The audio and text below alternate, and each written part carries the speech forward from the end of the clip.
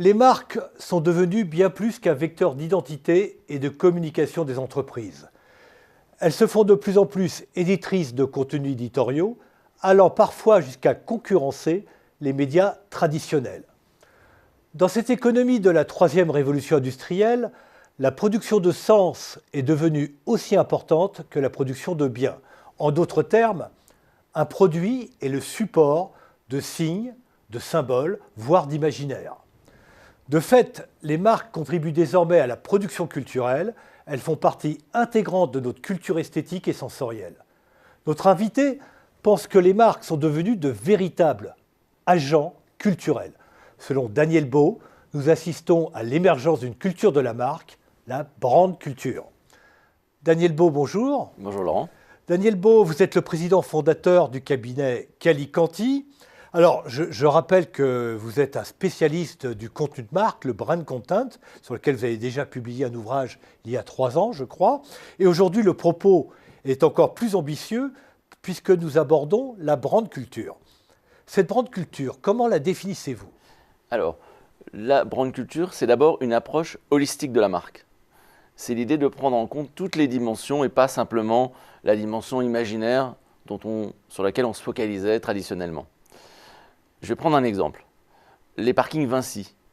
La brand culture de Vinci, ce sera aussi bien les bruits des petits oiseaux quand on va dans ces parkings, le parfum, puisque donc Vinci, du sensoriel. c'est du sensoriel, mais c'est aussi de la lumière et du design. On rentre dans l'univers Vinci, en quelque sorte, quand on entre dans le parking. Exactement. Si on prend Nespresso, certes, George Clooney et le design des capsules, ce sont des éléments clés de la culture Nespresso, mais il ne faudra pas oublier, par exemple, le bruit de la machine, dont s'est beaucoup moqué Cyprien dans une vidéo à plus de 6 millions de vues.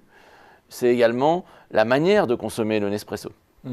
Si je vous comprends bien, le bruit de fermeture de la portière d'une automobile ou le bruit d'une Harley-Davidson fait partie de cette culture. Alors, Harley-Davidson est un très bon exemple, parce que Harley-Davidson, c'est à la fois des machines avec une certaine forme, qui sont personnalisables, c'est le bruit d'un moteur, mais c'est aussi une vision, une philosophie de la vie. Dans le film qui a servi un peu de démarrage à Harley, Easy Rider, les héros jettent leur montre avant de monter sur leur machine. Eh bien, on voit à travers ce geste un certain rapport au temps. Donc Harley-Davidson, c'est une communauté, c'est une façon de vivre, c'est une façon d'être. C'est beaucoup plus que juste un univers ou un imaginaire. Je comprends. Alors, qu'est-ce qui fait qu'une brand culture, qu'une culture de la marque contribue au succès d'un produit ? En d'autres termes, comment peut-on évaluer la performance de la brand culture ? Eh bien, le succès d'une brand culture tient à la richesse du sens et à la densité de sens qui est produit. Le cabinet Added Value a créé un baromètre d'évaluation de la résonance culturelle des marques, qu'il appelle Vibe. Et Vibe, ça signifie le fait d'être à la fois visionnaire, inspirant, audacieux et stimulant. C'est ça qui va permettre de vraiment prendre en considération la culture et son succès. Donc, on peut dire aussi qu'une marque, c'est un pôle de densité symbolique. Donc, c'est un agrégat. Dans cet agrégat, il y a à la fois les produits, la publicité, mais il y a aussi les hommes, il y a aussi l'histoire, il y a aussi les lieux. Et cet agrégat, il doit être avec un système de renforcement réciproque des liens entre les éléments, et il doit constituer un pôle de densité symbolique riche de sens. Alors, je comprends bien. On a pris tout à l'heure déjà quelques premiers exemples de marques qui ont créé une vraie culture. Est-ce que vous pouvez nous citer d'autres exemples de marques qui ont créé cette culture, et puis surtout peut-être insister sur l'une d'entre elles pour qu'on comprenne bien. Prenons Repetto. Repetto, c'est une société qui est passée de 6 millions d'euros à 60 millions d'euros en un temps limité, en jouant avant tout la carte de la culture. Après une descente aux enfers d'ailleurs. Tout à fait. Eh bien, qu'est-ce qu'ils ont fait Repetto ? On ne peut pas dire que les produits Repetto soient extraordinaires, mais en revanche, ils ont extrêmement bien joué la culture. En fait, ils se sont appuyés sur un gisement qui était disponible, qui est la danse classique. La danse classique a été inventée en France. Et à partir de ce gisement culturel, ils ont réussi à se construire une image internationale qui est emblématique de la danse. Donc il y a un territoire de sens de la marque, en quelque sorte. Exactement, mais ce territoire de sens, quand on regarde chez Repetto, il s'applique à tout. Il y a non seulement les communications publicitaires, il y a les vitrines, il y a les magasins, les lieux qui sont extrêmement bien construits avec tout l'univers de la danse, même les produits et les sacs s'inscrivent dans cet univers. Donc là, on voit bien la liaison avec votre précédent ouvrage. Une marque s'accapare un territoire de contenu, en quelque sorte, en l'occurrence Repetto, la marque, et crée autour de ces contenus et de ce territoire une véritable culture. Tout à fait. Disons qu'il y a un changement de paradigme. Dans le livre Brand Content, on disait la marque crée du contenu et devient un média. C'est une première étape. Là, dans Brand Culture, on dit la marque développe un univers culturel qui dépasse la notion de discours et de média. Alors je comprends bien. Alors toute culture a son mode de diffusion. Il y a des théâtres, il y a des cinémas, il y a des salles de concert. Quels sont les vecteurs de diffusion de la culture de marque? Eh bien, il y a une série de vecteurs de diffusion. Le premier vecteur de diffusion, c'est le produit. Le produit est d'une certaine manière le talisman de la culture de la marque. Bien sûr, la publicité, on pourrait dire que c'est un shoot de brand culture.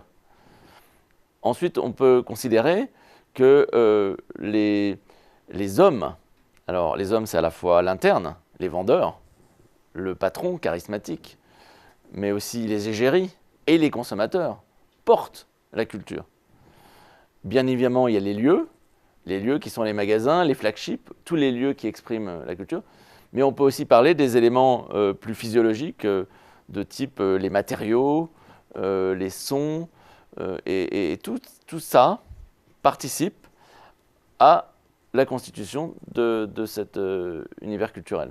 Alors, de multiples vecteurs de diffusion de cet univers culturel de la marque, mais si je vous ai bien lu, le magasin, voire le flagship, reste le vecteur essentiel de diffusion de cette culture de la marque. Je dirais qu'il y a deux moments de vérité pour la brand culture. Et un premier moment de vérité, c'est le site internet. Parce que le site internet, il articule plein de composantes de l'entreprise et de la marque. Et d'ailleurs, il y a un exercice qui est facile à faire, c'est vous tapez le nom de l'entreprise et vous mettez ça en Google Images. Et là, le panorama visuel qui arrive à vos yeux est tout à fait révélateur des composantes de l'univers culturel. Le deuxième moment de vérité, c'est certainement le magasin. Parce que le magasin, c'est comme un nid. On fabrique dans ce nid avec plein d'éléments. C'est le lieu de l'expérience de la marque. C'est le lieu de l'expérience, c'est aussi le temple, mais c'est aussi un endroit où on assemble énormément de composantes. Les produits, on met des éléments de la publicité. C'est la salle de concert de la marque, vous diriez C'est cela bien sûr. En tout cas, ce qui est important, c'est qu'on l'appréhende avec le corps. Ce n'est pas juste une vidéo qu'on aperçoit sur un écran. C'est quelque chose qu'on appréhende de manière sensorielle, de manière immersive. On se promène à l'intérieur de l'univers de la marque. Et donc, quand vous avez dans un magasin, en quelques secondes, voire millièmes de seconde, vous êtes capable d'appréhender de manière intuitive cette culture. Est-ce qu'elle résonne en vous? Est-ce qu'elle crée du désir? Dans quel état elle vous met? Alors, puisqu'on parle de culture, peut-être pour conclure, élevons un petit peu le débat au niveau national. Vous dites la culture est un gisement d'innovation considérable et même d'innovation durable. La France possède une culture ancestrale, une culture extrêmement puissante, une culture universaliste. Est-ce que les entreprises françaises, les marques françaises ne devraient-elles pas davantage puiser dans ce gisement pour y trouver un avantage concurrentiel? Tout à fait. Les sociétés comme l'Angleterre, l'Italie, la France ont une richesse culturelle à portée de main, disponible, qui ne demande qu'à être mobilisée.